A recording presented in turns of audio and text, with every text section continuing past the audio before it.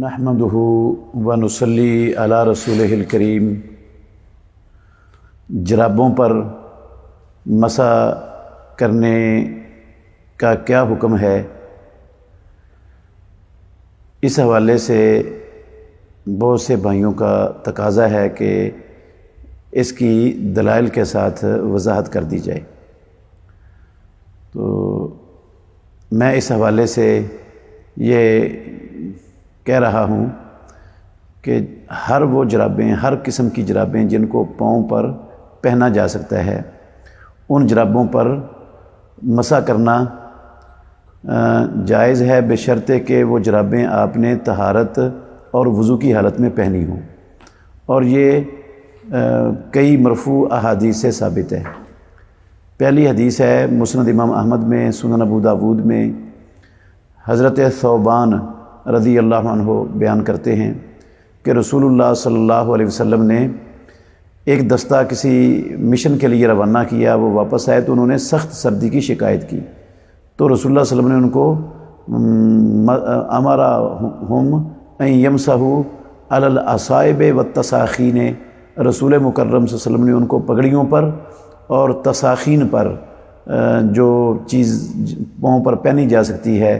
پاؤں کی حفاظت کے لیے، ان پر مسح کرنے کا رسول مکرم صلی اللہ علیہ وسلم نے انہیں حکم دیا۔ یہ حدیث سند کے اعتبار سے بالکل صحیح ہے۔ بعض اہل علم نے اس پر یہ اعتراض کیا ہے، بعض لوگوں نے، کہ اس کی سند میں راشد بن سعد ایک راوی ہیں جن کا ثوبان رضی اللہ عنہ سے ثابت نہیں ہے، سماع ثابت نہیں ہے، لیکن یہ بات ان لوگوں کی درست نہیں ہے۔ اس لیے درست نہیں ہے کہ امام بخاری رحمۃ اللہ علیہ نے راشد بن سعد کا ثوبان رضی اللہ عنہ سے سماع ثابت ہونے کی تصریح کی ہے۔ انہوں نے لکھا ہے سمع راشد بن سعد من ثوبان و یعلا بن مرہ، راشد بن سعد نے ثوبان سے بھی سنا ہے اور یعلا بن مرہ سے بھی سنا ہے، تو جب سنا ہے راشد بن سعد نے ثوبان رضی اللہ تعالیٰ عنہ سے، تو یہ تو صریح نص ہو گئی ہے اس مسئلے میں کہ اس کے اندر انقطاع نہیں ہے۔ اور اگر چند منٹ کے لیے یہ تسلیم کر لیں کہ راشد نے سعد سے نہیں سنا، راشد بن سعد نے ثوبان رضی اللہ عنہ سے نہیں سنا، تو ان کی معاصرت ہی کافی ہے روایت کے متصل ہونے کے لیے، اور ان کی معاصرت تقریباً 18 سال کی ہے۔ امام مسلم رحمۃ اللہ علیہ نے صحیح مسلم شریف کے اندر اس بات کو خوب دلائل کے ساتھ ثابت کیا ہے کہ ہم عصر ہونے سے جو ہے نا وہ روایت کا اتصال ثابت ہو جاتا ہے۔ جو راوی ہم عصر ہوں، ایک دوسرے سے ان کی ملاقات ممکن ہو، تو سماع نہ بھی ہو، سماع کی صراحت نہ بھی ہو، تو وہ روایت متصل ہوتی ہے، وہ روایت منقطع نہیں ہوتی۔ اس کو آپ صحیح مسلم کے مقدمہ میں دیکھ سکتے ہیں۔ اس بنا پر یہ ثوبان رضی اللہ عنہ والی مسند احمد میں اور سنن ابو داود میں جو روایت ہے بالکل صحیح ہے، اور اس پر اعتراض یہ نہایت ہی کمزور ہے۔ دوسری روایت ہے ترمذی میں، ابو داود میں، مغیرہ بن شعبہ رضی اللہ تعالیٰ عنہ بیان فرماتے ہیں کہ رسول اللہ صلی اللہ علیہ وسلم یمسح علی الجوربین والنعلین، پیارے پیغمبر جرابوں پر اور جوتوں پر مسح کرتے تھے۔ یہ حدیث بھی صحیح ہے۔ امام ترمذی رحمۃ اللہ علیہ نے اس کو حسن صحیح حدیث قرار دیا ہے ترمذی شریف کے اندر۔ امام حاکم نے بھی صحیح کہا ہے، امام ذہبی نے ان کی توثیق کی ہے، البانی رحمۃ اللہ علیہ نے صحیح کہا ہے، اسی طرح اور بھی کئی محققین اور محدثین نے اس حدیث کو صحیح قرار دیا۔ بعض نے کہا نہیں، یہ حدیث شاذ ہے، اس میں جو حذیل بن شرحبیل ہیں وہ مغیرہ بن شعبہ رضی اللہ عنہ سے مسح علی الخفین کی روایت بیان کرتے ہیں، تو یہ روایت شاذ ہے،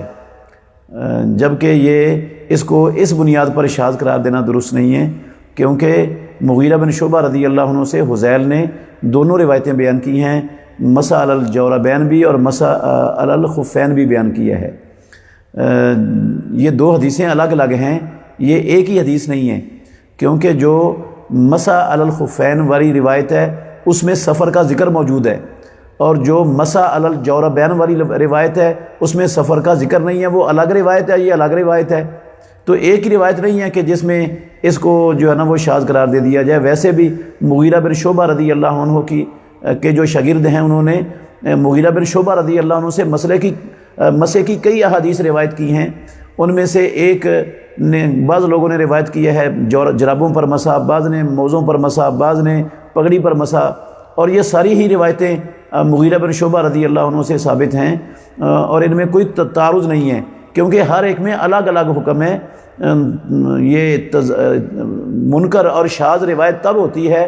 جب وہ ثقہ راوی اوثق کی مخالفت کرے، اور ان میں مخالفت ہے ہی نہیں ہے، تو یہ روایت بھی بالکل صحیح ہے اور مرفوع حدیث ہے۔ اس کے علاوہ حضرت انس بن مالک رضی اللہ تعالیٰ عنہ جو رسول مکرم صلی اللہ علیہ وسلم کے خاص خادم ہیں، وہ ان کا عمل بھی موجود ہے۔ ازرق بن قیس کہتے ہیں امام دولابی رحمۃ اللہ علیہ نے اپنی کتاب الاسماء والکناء میں یہ صحیح سند کے ساتھ اثر نقل کیا ہے کہ ان سے پوچھا ازرق بن قیس رحمۃ اللہ علیہ نے، دیکھا حضرت انس رضی اللہ عنہ کو انہوں نے اون کی جرابوں پر مسح کیا، تو انہوں نے پوچھا آپ اون کی جرابوں پر مسح کر رہے ہیں؟ ازرق بن قیس نے پوچھا حضرت انس بن مالک رضی اللہ تعالیٰ عنہ سے، تو انہوں نے کہا انہما خفان ولکنہما من صوف، یہ بھی موزے ہیں لیکن یہ موزے اون کے بنے ہوئے ہیں۔ تو حضرت انس بن مالک جو صحابی رسول ہیں، اللہ کے نبی کی 10 سال خدمت کا شرف اللہ رب العالمین نے انس بن مالک کو عطا کیا ہے، اور خالص اور اصلی عربی ہیں، اور یہ اجمی کے عربی میں داخل ہونے سے پہلے کے عربی کے ماہر ہیں، وہ معنی بیان کر رہے ہیں کہ جو ہے نا وہ ہر وہ چیز جس کو پاؤں پر پہنا جا سکتا ہے وہ خف ہے، چاہے وہ چمڑے کی بنی ہوئی ہو، چاہے وہ اون کی بنی ہوئی ہو، چاہے وہ کسی قسم کے دھاگے کی کپڑے کی بنی ہوئی ہو، جس کو پاؤں پر پہنا جا سکتا ہے اس کو حضرت انس بن مالک رضی اللہ تعالی عنہ خف قرار دے رہے ہیں۔ اور حضرت انس بن مالک رضی اللہ عنہ کی یہ تفسیر اور یہ صراحت دنیا میں جتنے بھی بعد میں اہل لغت آئے ہیں، ابن سیدہ ہیں، اور اسی طرح ابن منظور الافریقی ہیں، اور امام زبیدی ہیں، خلیل ہیں، ازہری ہیں، جتنے بھی بڑے بڑے دنیا کے مانے ہوئے اہل لغت ہیں، لغت کی کتابیں جن کی مستند سمجھی جاتی ہیں، حضرت انس بن مالک رضی اللہ عنہ ان سب سے بڑے اہل لغت ہیں، ان سب سے بڑے لغت کے ماہر ہیں۔ تو انہوں نے تو یہ مسئلہ ہی حل کر دیا امت کے لیے کہ اس میں کسی قسم کا اختلاف، جرابوں پر مسح کرنے میں اختلاف ہے ہی نہیں، کیونکہ جرابیں یہ خف کے مدلول میں داخل ہیں۔ تو حضرت انس رضی اللہ عنہ کی اس صراحت کے بعد یہ بات واضح ہو جاتی ہے کہ اس میں اختلاف کرنے کی گنجائش ہی نہیں ہے۔ ائمہ اربع رحمہم اللہ، ان میں سے امام مالک رحمۃ اللہ علیہ، امام شافعی رحمۃ اللہ علیہ، امام احمد بن حنبل رحمہ اللہ، وہ ہمیشہ سے جرابوں پر، اون کی جرابوں پر، دھاگے اور کپڑے کی جرابوں پر مسح کے قائل تھے، اور موزے پر بھی مسح کے قائل تھے۔ صرف امام ابو حنیفہ رحمۃ اللہ علیہ وہ جرابوں پر مسح کے قائل نہیں تھے، وہ کہتے تھے کہ یا تو موزوں پر مسح ہو سکتا ہے، یا موٹی جرابیں ہونی چاہیے، یا جو ہے نا اس کے اوپر نیچے چمڑا لگا ہوا ہونا چاہیے، تو پھر اس پر مسح ہو سکتا ہے۔ بدائع الصنائع میں علامہ کاسانی حنفی رحمہ اللہ، انہوں نے لکھا ہے کتاب الطہارہ میں باب المسح علی الجورب، جلد 1 صفحہ نمبر 10 پر وہ لکھتے ہیں کہ امام ابو حنیفہ رحمۃ اللہ علیہ نے بھی اپنی وفات سے پہلے جرابوں پر مسح نہ کرنے کے فتوے سے رجوع کر لیا تھا، اور انہوں نے بھی جرابوں پر مسح کرنے کا فتویٰ دے دیا تھا بغیر شرائط کے۔ اور یہ جو شرائط لگائی جاتی ہیں کہ وہ اوپر نیچے چمڑا لگا ہوا ہو، وہ اتنی موٹی ہوں کہ ان کے اندر سے پاؤں نظر نہ آئے، مٹی اندر نہ جائے، اتنی دور تک بندہ چل سکتا ہو، ان شرطوں کا کتاب اللہ میں اور سنت رسول اللہ میں کہیں نام و نشان موجود نہیں ہے۔ اور جو مطلق احادیث ہیں ان کو ہم اپنی طرف سے کوئی شرطیں لگا کر، قید لگا کر مقید کرنے کا حق نہیں رکھتے ہیں۔ اس لیے جو ہے نا مسلمان بلا شک و شبہ بغیر کسی تردد کے اگر انہوں نے جرابوں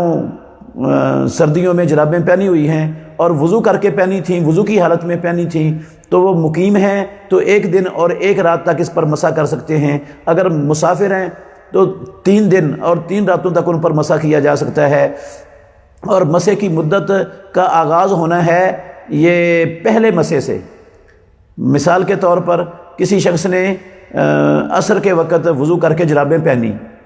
اور پھر اس کا وضو نہیں ٹوٹا، اس نے مغرب اور عشاء بھی اسی وضو سے پڑھ لی، تو اس نے جو پہلا مسح کیا ہے نا